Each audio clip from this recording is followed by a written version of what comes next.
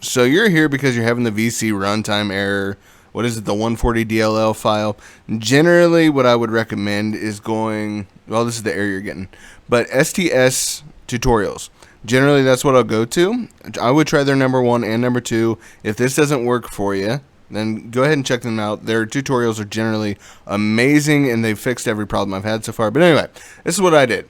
So I searched this up on Google, and then I went in here, and it'll bring up all the downloads right here. So I have a 64-bit gaming laptop. Now, I tried the 64. I tried both of his ideas. Neither one of them worked. So what I decided to do was try the 86, because who knows, maybe 86 will run better with Origin or whatever you're trying to download. Generally, it's Origin that everyone's having an error with, of course. But anyway, so go ahead and download this, and then it'll give you the option to install everything else. Just click install, and then it worked immediately for me. Like, all I had to do was open the download for install Origin. It worked right away. And hopefully this works for you. If it does, please drop me a like and maybe share this to help other people. Anyway, Colladius out. Peace!